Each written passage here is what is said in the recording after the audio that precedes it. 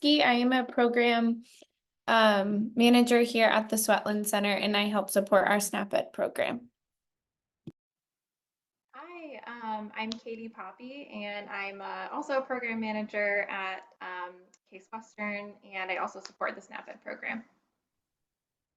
Hi there, I'm Darcy Friedman. I'm the director of the Sweatland Center for Environmental Health, and I am supporting our SNAP-Ed program at Case Western. And my name is Danielle Sedita, and I work for Ohio SNAP-Ed through the Ohio State University and Ohio State University Extension.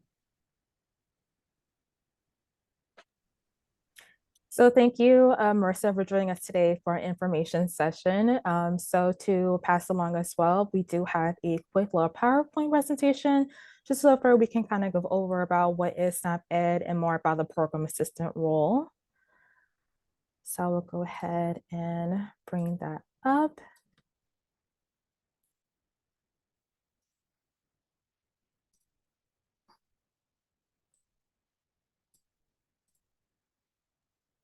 Well, I am just thrilled to be here. I am super interested in the role. It's lovely to have you all. So many great resources for questions. I'm coming to you live right now from Edinburgh in Scotland. I'm moving back to Cleveland come near the end of the summer. Are you all posted in Cleveland right now? Yeah. I live in Columbus. Oh, lovely. I haven't been yet, but I plan to go.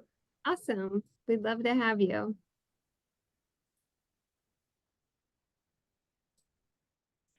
Okay, so I just want to be sure that can everyone see my screen okay? Yeah, you're great. Perfect, awesome.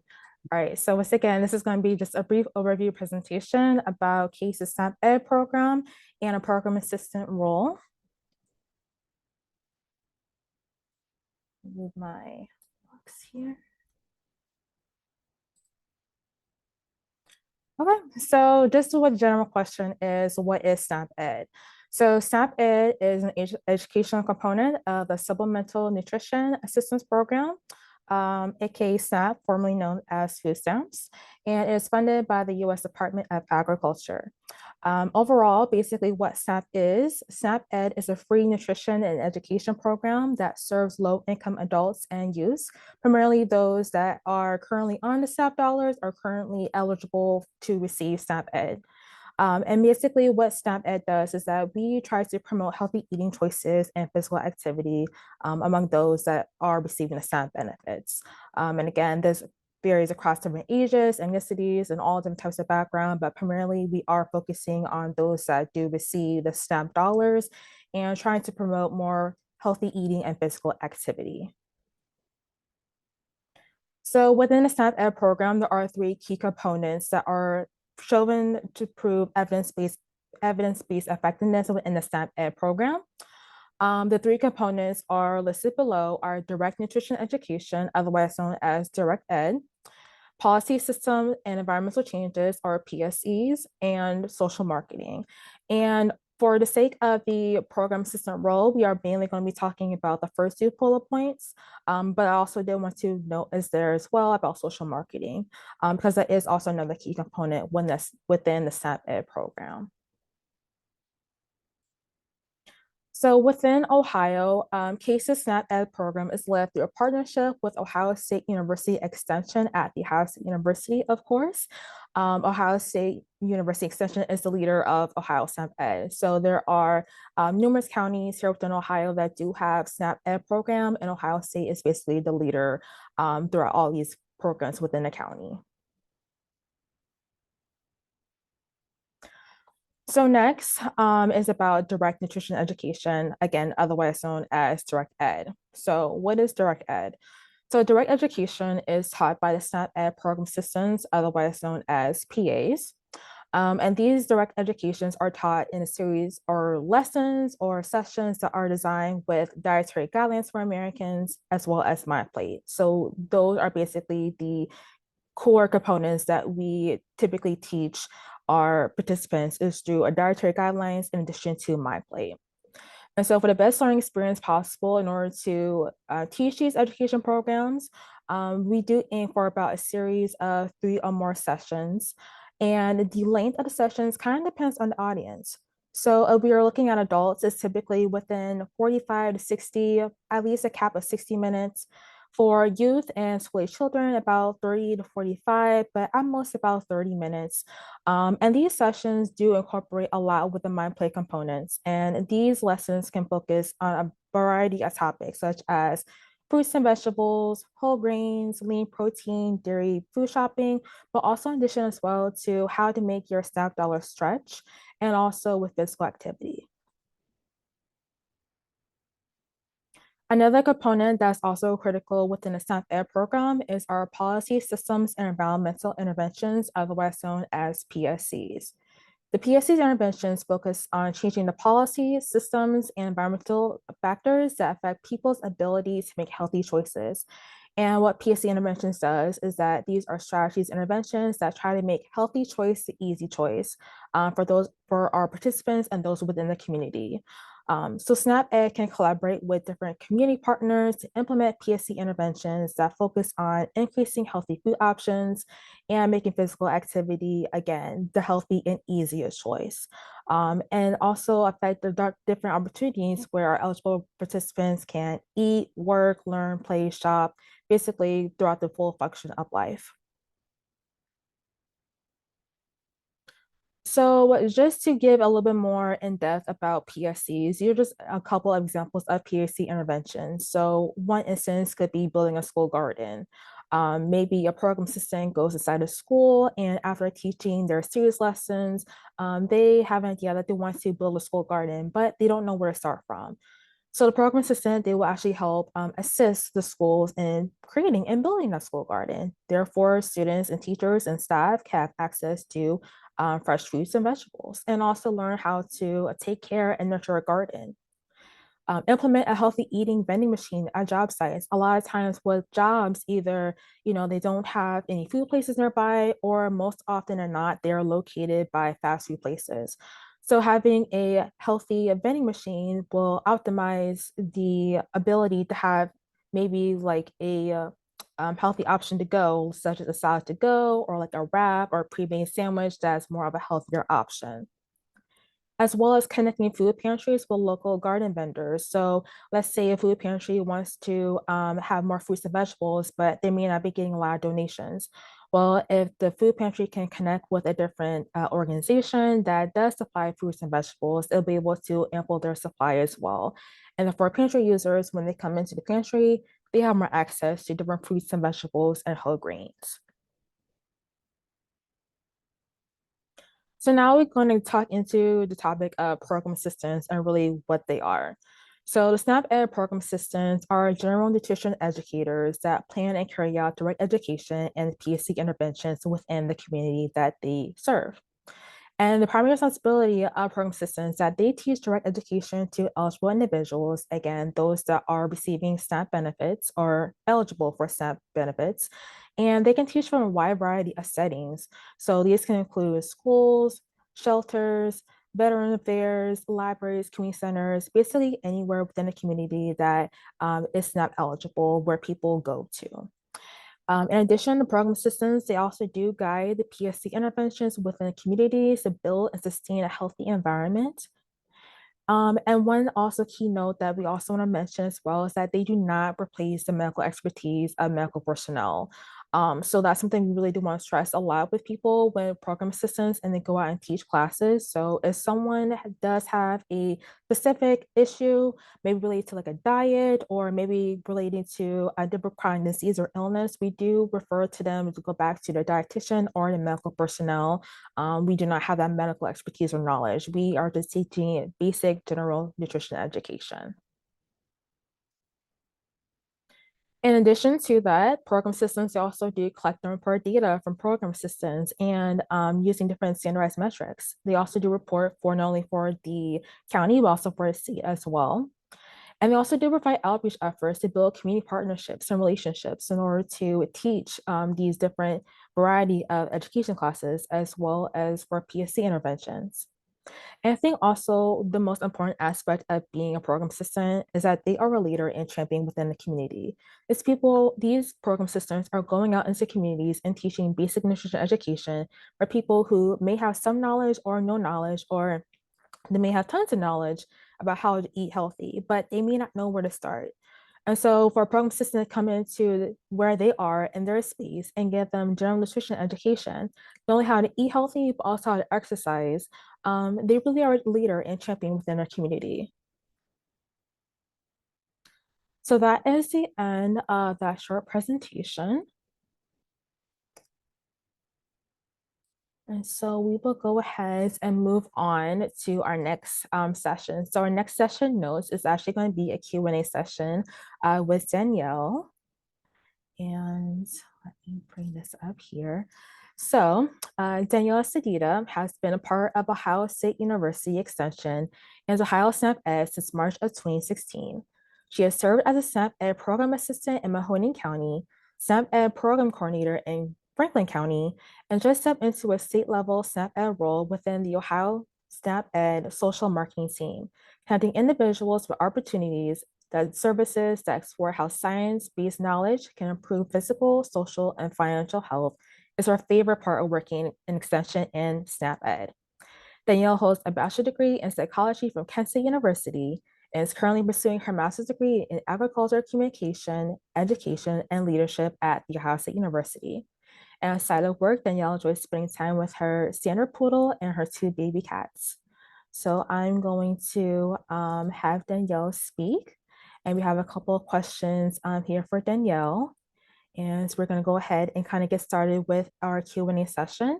And Marissa, I do encourage that if you have any questions regarding Q&A or any questions regarding a session, please feel free to use the chat below. We actually do have some time allocated as well to answer any questions that you may have. So feel free to, if any questions pop up, feel free to chop them down on the chat.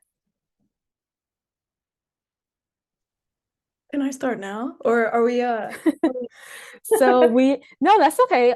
So I just advise that you use the chat for right now. We're going to go ahead with our Q&A session with Danielle. And then again, if you have any questions that you have during the session, or if any questions that maybe Danielle can explain a little bit more on, feel free to type on a chat and we will go ahead and answer those questions for you once we are through.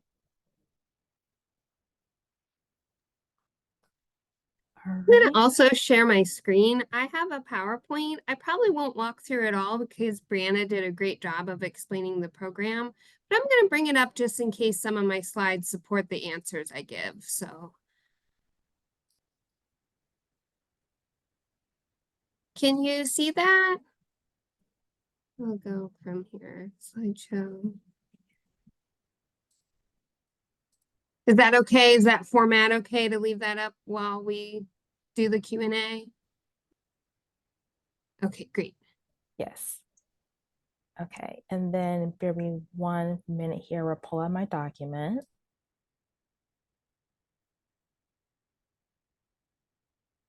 Oops.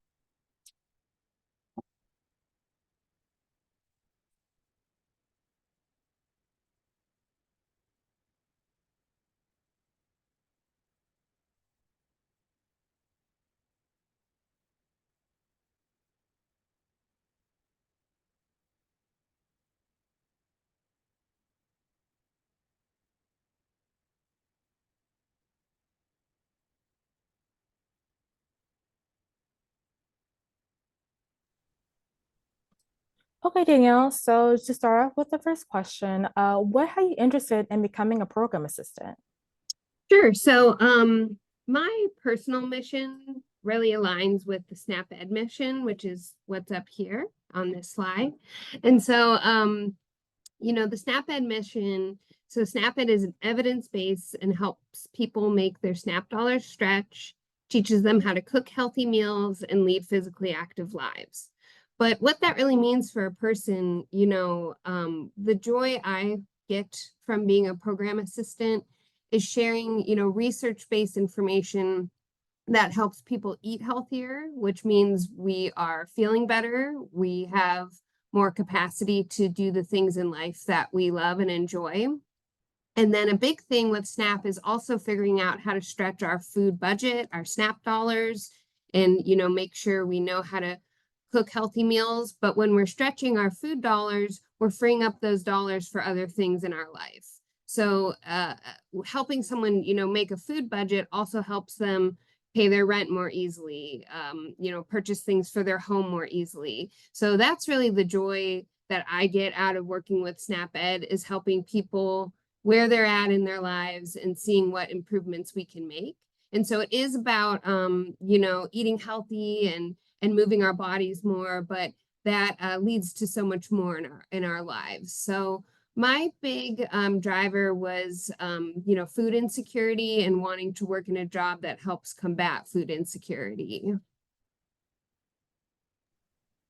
Great, thank you. So for our next question, can you explain what's a typical week like as a program assistant? Sure. So you mentioned in your PowerPoint, Brianna, so the project areas you'll be working on is nutrition education, so direct and indirect, social marketing, and PSCs.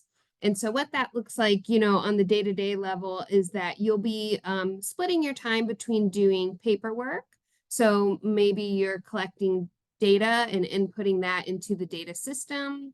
Maybe you're doing emails and communicating with your supervisor and putting in purchase requests so you can purchase food to prepare at the classes. You'll also be spending time on email to communicate with community partners, setting up classes, and just general communications with your supervisor and your team. And then the majority of your time will be spent teaching. So that is class preparation, grocery shopping, doing food prep, driving, community interaction, cleaning up from your class, more driving. So you do have to be, you know, comfortable navigating around the community. Great. Now, can you give us an example of the challenges of teaching nutrition education classes and how did you tackle them? Sure.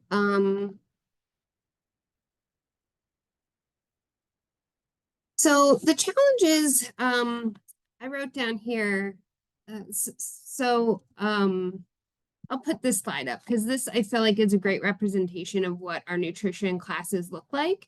You know, sometimes we get lost in all the words that can describe it, but I think, you know, pictures of how fun our classes are really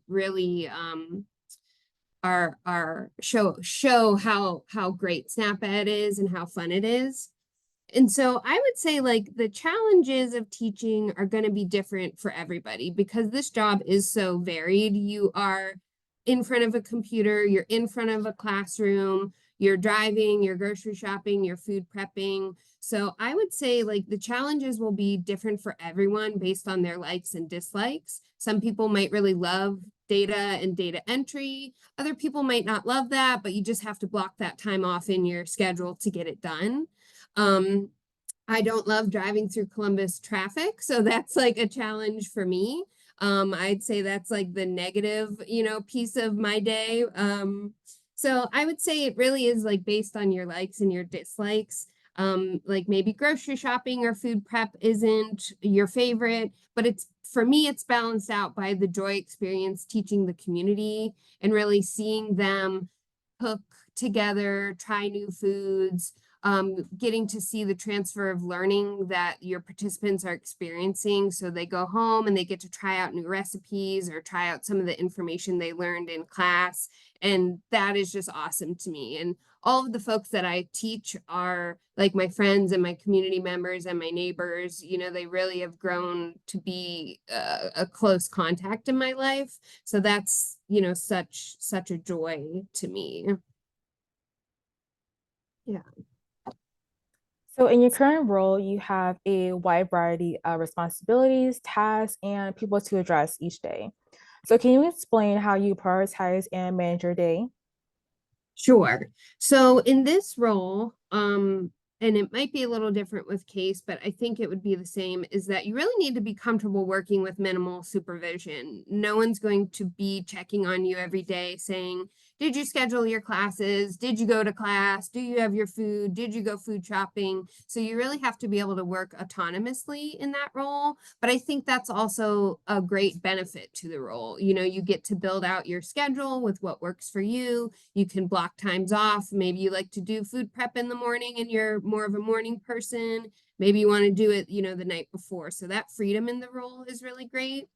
But for me, I like to plan out my classes and everything that goes with that in 3-month blocks. That really helps me stay organized. And then I know, you know, what's coming for the next 3 months.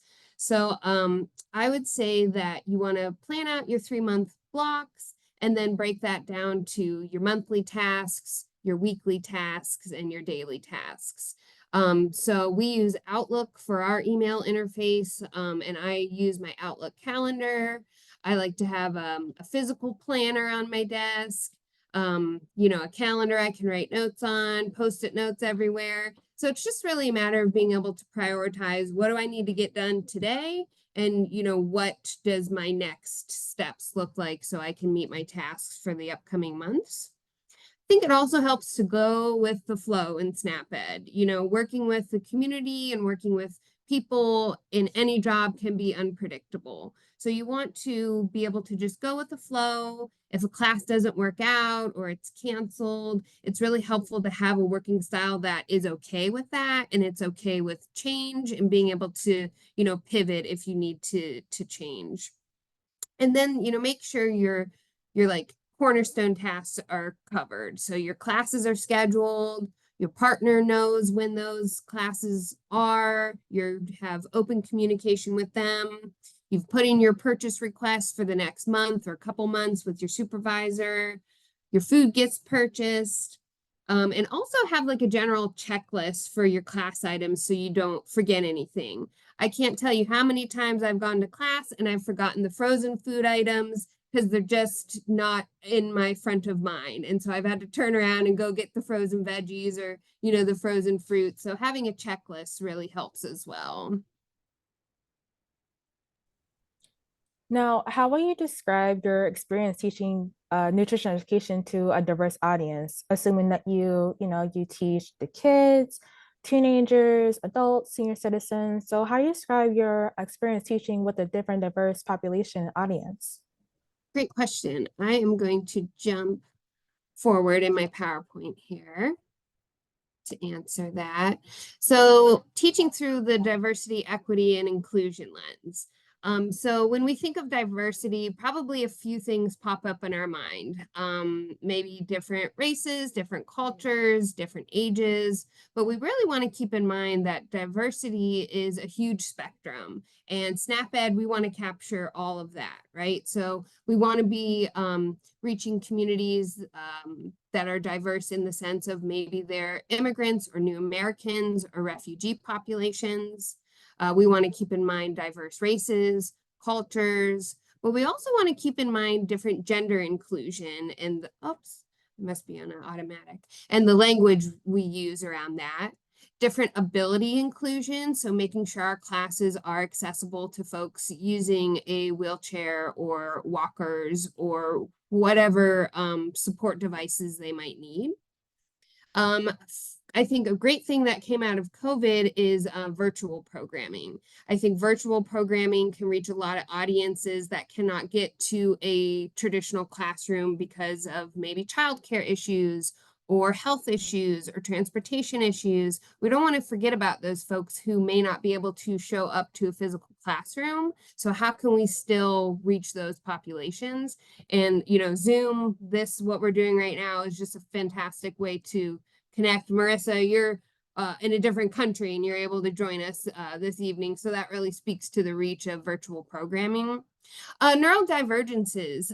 So, you know, just how folks learn differently. Are we a visual learner, an auditory learner? Are we walking through PowerPoints? Do we have handouts? Do folks need to touch and learn something hands-on in our classes? Keeping that in mind.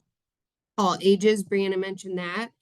So that'll just be a different way for your mind to pivot if you're going from teaching kindergartners, to senior citizens, to adults. I think there's awesome qualities to all of those classes, and it's such a joy to work with all different ages. You really get something out of each age. Different languages as well. So, if there's interpreters in the community, or if there's different software that can help us bridge that language barrier, that's important too. So we just always want to keep in mind that we want to reach diverse populations involving place, income, level of education, and then there's this nice colorful graphic that talks about many different facets of diversity. So I'm certainly no expert of diversity. It's a big issue to tackle, but it's just important to keep in mind that we want to look at our SNAP-Ed classes through that diversity, equity, and inclusion lens, and just try to deliver that program to as many community members as possible. So Danielle, I know that you briefly kind of touched on this on the beginning, but what is your favorite aspect about being a program assistant?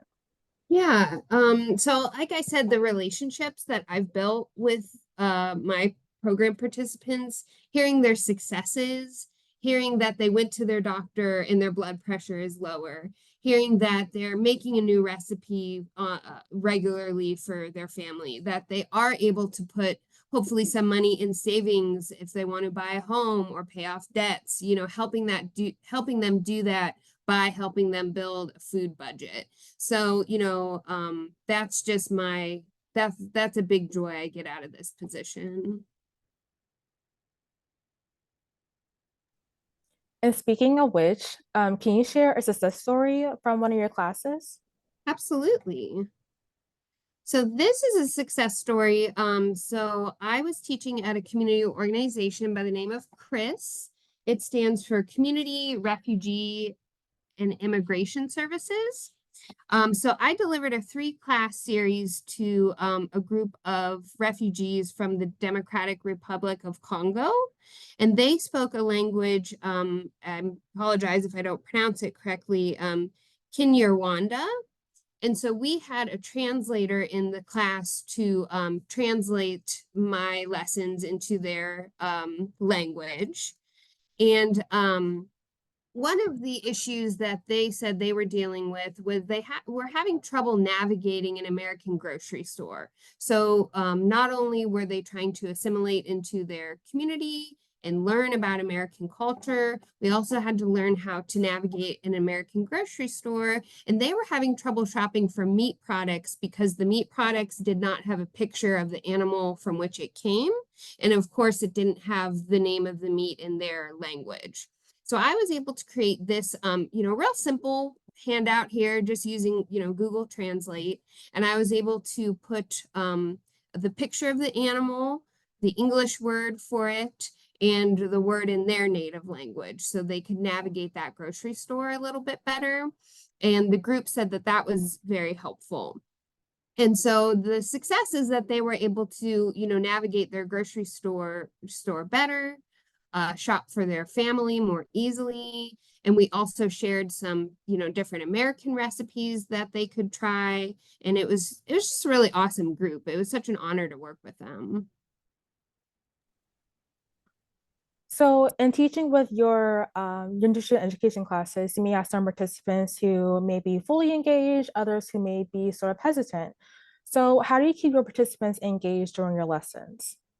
Yeah, so stop sharing my screen here if that's okay.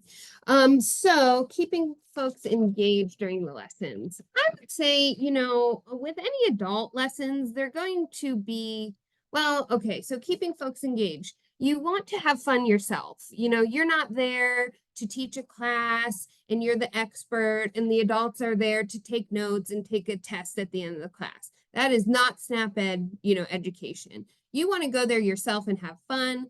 And whenever I go, I know that I have just as much to learn from the participants as I hope they have to learn from me. So keeping our classes very conversation based, hearing their stories. A lot of times the participants sharing information and tips together is a great way for folks to learn. So I would say keeping the classes conversation based, really listening to your participants and figuring out what issues are they dealing with, because that's the information that you want to share. If they're having trouble making ends meet and spending their food budget, we want to focus on grocery shopping and making a food budget. If they want to try some different foods, the beauty of SNAP-Ed is that we can bring food tastings into the classroom and prepare them together. And there's such a community aspect to making a meal together and sharing it. It really creates these awesome bonds with the community members. So, you know, with adults, I'd say most folks are choosing to be there. With kiddos, any classroom management skills can be applied, you know, but the great thing with SNAP-Ed is that's the teacher's job, not yours. So you'll never be in a classroom alone, you know, and you won't have to be in charge of the disciplining or anything like that. So we want to leave that aspect of the job to the teacher. And I think the same, you know, with kids, keep it fun. With kids, you can really get big, get loud, get colorful, bring a lot of games in. And I think the more you make it a game and fun, and the less you make it, you know, school or playing school. Same with adults. They don't want to come to your class and play school. So I think like the more conversation based and the more fun based is what keeps folks engaged.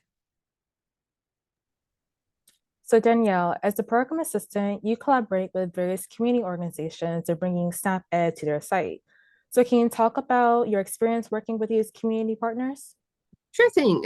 So some notes I wrote down that is helpful is to be flexible. You know, everyone doing community-based work has a lot on their plate, a lot on their agenda, a lot to manage. So SNAP-Ed, we want to be flexible and we want to meet folks where they're at. So if coming once a week works, if coming every other week, once a month, you know, we really want to meet their needs. So I think being flexible is super important.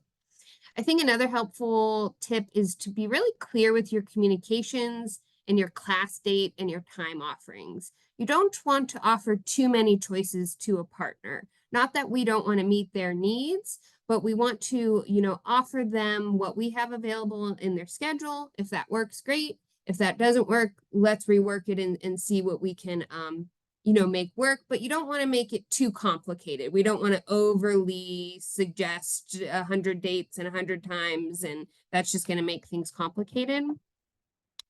I would say also go to your community partners. You know, it's great to look up a website, but it really makes a difference to go to walk through that community center.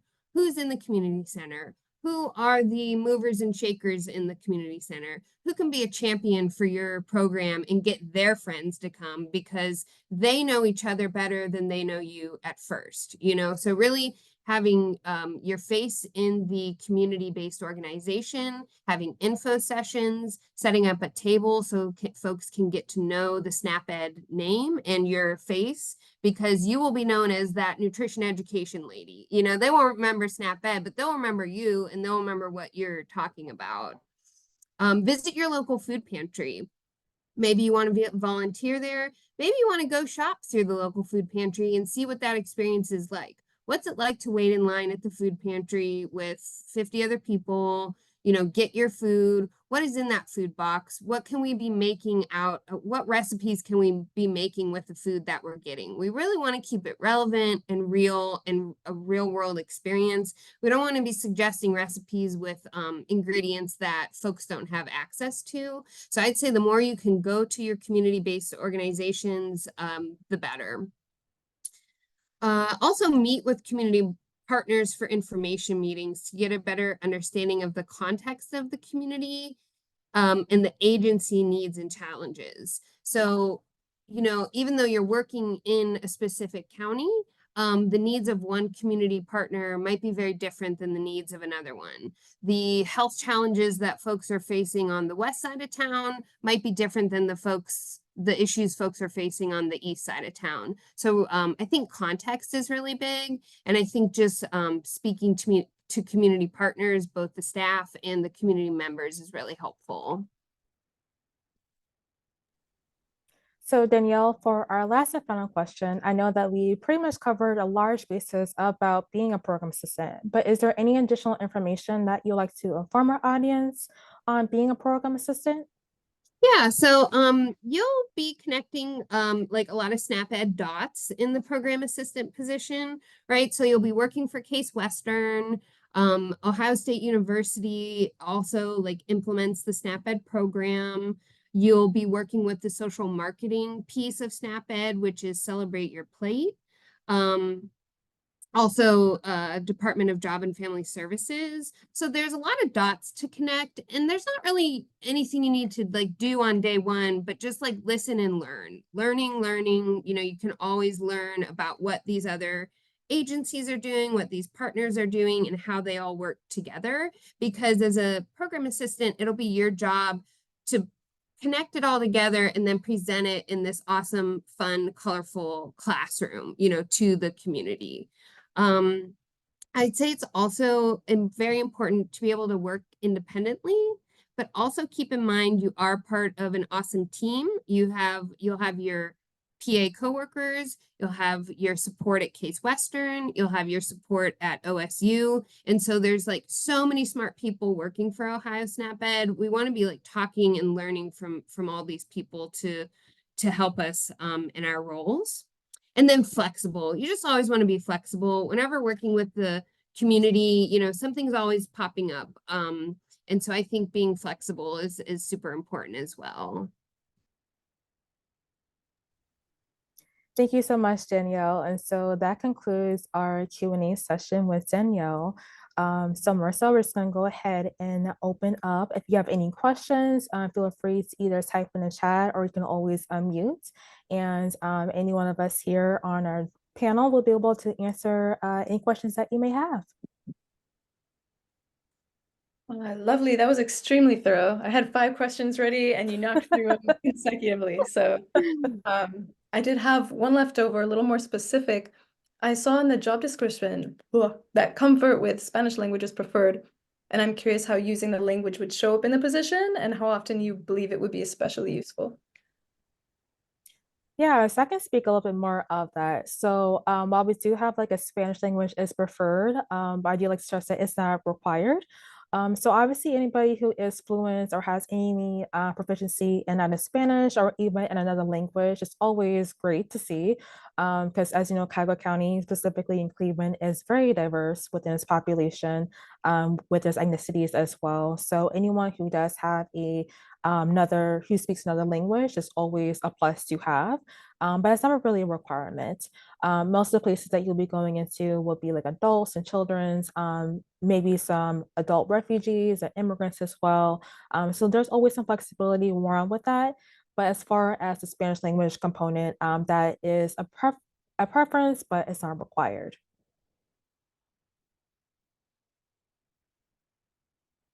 I hope that answered your question. Do you have a follow-up to that as well? Yeah, I was just curious if I would be in a situation where I may be presenting in Spanish or if I may be making like specific infographics, kind of like the one that you displayed, Danielle. Would that probably be something to expect in the role? Yeah, so that can honestly depend on the audience and where particularly you're at. So maybe you could be teaching, maybe like a class for, let's say, teenagers. So just go with teenagers, amazing teenagers, and maybe they speak Spanish, or maybe they speak Russian, or maybe they speak Portuguese or Ukrainian. Cleveland is so diverse, which is the beauty of the city of Cleveland. It's so diverse. So I think Danielle actually pointed out pretty nicely in her presentation as well, like how she's able to adapt to some of the language barriers. So if you ever do come across maybe like a teaching class and have that language barrier, 2 things. One, you always want to be adaptable. You kind of want to meet them where they are. So like how Danielle had in her presentation, how she's able to come back and have different pictures that have different pictures and icons that one was in English and then 2 was in their native language, if Google Translate or whatever type of translation service is able to provide, we want to be able to provide that for them. Because sometimes, obviously, for some people, English is a second language or they don't speak English at all. And so, especially when we are working with people that are within our target population of SNAP Ed, with the SNAP dollars and whatnot, and people with low income, we also want to make sure that we are being accessible and making sure that we are being culturally sensitive to them as well, and meeting them for where they are. So I think Danielle displayed that beautifully in her presentation, how she's able to adapt with that language barrier. So there definitely are some ways to be around it. Another thing as well is to be flexible and adaptable. So again, just kind of going back with either a language barrier or maybe, let's not say it's a language barrier. Let's say you may deal with like a hard of hearing, because that's also another thing that is prevalent as well. So even if you don't speak deaf, or even if they are hard of hearing, there are ways to work around that. So I think another aspect of being a program assistant is problem solving and kind of working around some of those issues and barriers, because no matter where people are, they are teachable. It may not be as simple as, pen and paper, or may not be very audible, but people do learn in a variety of ways. So whether that can be audio, visual, or kinetic, with doing things as you're telling them, there are ways around that. Excellent, fully answered. I think that's such a great point, of folks who might be visually impaired or, hard of hearing. And I think that that's really when the SNAP Ed team as a whole comes into play, the Case Western team, the DJFS team, OSU, there's just so many resources that there might be a group of folks that you don't speak their language, but somebody can connect us somewhere in the state with an interpreter or something that can help us teach. So I think working independent is a big part of this job, but also like going back to our team with these problems and solving things together is a huge benefit to SNAP Ed.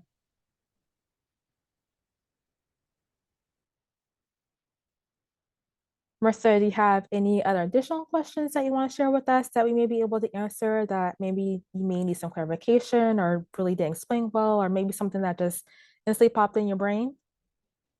I just had one more one I was thinking about asking. I would say maybe how often do you find that maybe there's a discrepancy between the curriculum that you're teaching and how it's being received, other than cultural and language barriers, maybe kind of like you said, like we want to keep it real world and current, like go to the food pantry yourself. Is that maybe what are some other examples of how you can kind of close that gap? I think it'll be different for every class that you teach. I think that kind of goes back to learning like the context of your class and the challenges that they're experiencing. And so the curriculum you deliver might fit all of their needs and communicate, those solutions, and you won't have to look outside that curriculum. But I think that as you become more comfortable in your role and you know all the resources out there, you'll be able to say, aha, this person is having this problem. I just know this great handout that'll be, wonderful for them. So I think that there's just so many resources with USDA My Plate and the curriculum SNAP Ed uses. There'll always be something that can help the class that you're teaching. And I think our curriculum does a really good job of keeping things realistic and real world and relevant. So I don't think there'll be a big gap that you'll see in that. But that's a wonderful question. Thank you. Mm-hmm.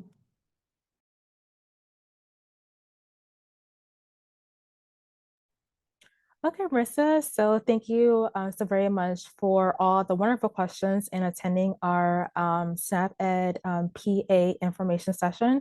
So I'm going to have Katie drop the link to our SNAP Ed page on the Cases website team. So from there, you can find out more information about SNAP Ed, as well as if you're interested in the position. There's also a link on the website as well to apply as well. Me and my colleagues here on the case team, we will be continuing to review applications, and we do hope to start screening applicants pretty soon.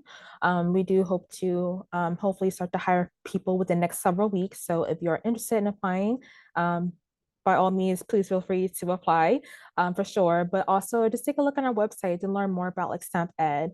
My contact information is also on the website as well. So maybe if you have any additional questions about becoming a program assistant, what the process is like, or even additional questions about SNAP Ed that maybe that maybe you think of later on that wasn't fully addressed in this information session, please feel free to contact me and I'll be sure to reach back to you with some answers. Yeah, thank you so much, everyone, for today. I've learned a lot, and it's an amazing program. Awesome. Well, again, thank you so much for attending our first information session for our program system role. And again, I highly encourage you to look at the link that Katie has dropped in the chat. And other than that, we look forward to possibly hearing from you soon in our process.